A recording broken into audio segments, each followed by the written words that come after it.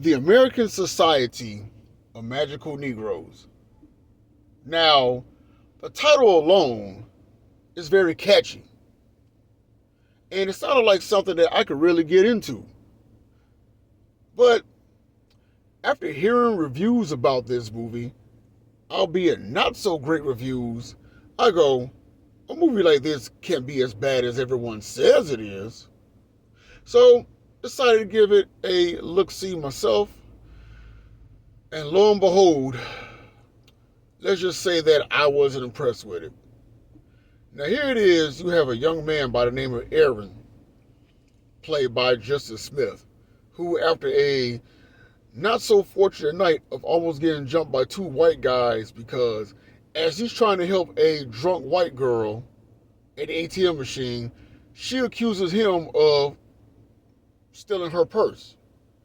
But at the last minute, Roger, played by David Allen Greer, who I've been a fan of since In Living Color back in the 90s, he shows up and uses his magic to make the white guys not be so hostile and the drunk white girl not be so scared of Aaron, right? And it is until Roger introduces Aaron into the American Society of Magical Negroes, and you come to find out that this society has existed just so that black people can use their magical powers to make white people comfortable and not afraid to be around other black people. And that's why I shake my head and go, okay, who in the hell wrote this and why? And as I said, I've been a fan of David Allen Greer's for the longest, but why he agreed to be in something like this, I don't know. His talents could have been used for something else.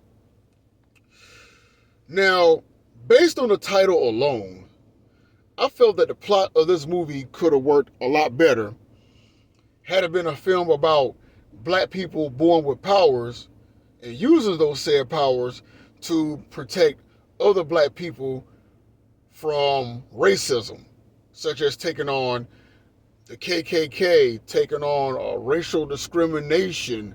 Hell, it could have taken place in 1960s Montgomery, Alabama, during the time that Jim Crow and the civil rights movement was at an all-time high. That could have made a better plot.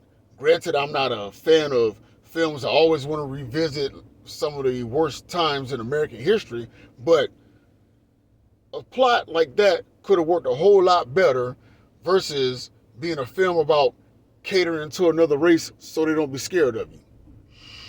And then when the film switches up to a romantic comedy, I just got lost. And then especially when it's trying to tell a message, I'm going, yeah, this is the problem that I have with most movies like this.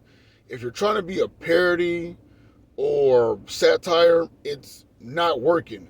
Especially if you're trying to educate me versus entertain me, which I'm not a big fan of as well, and that's why I get lost.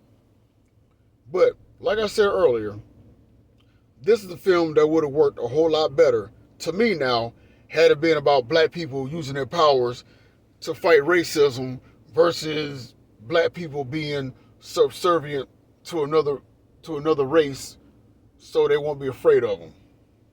But yeah, honestly, I couldn't get behind this film, and I just felt like it could have used a better plot, and it could have been just overall better. Period. So yeah, the American Society of Magical Negroes is a hard pass and a not rewatch for me. Just my thoughts, just my opinion, just saying.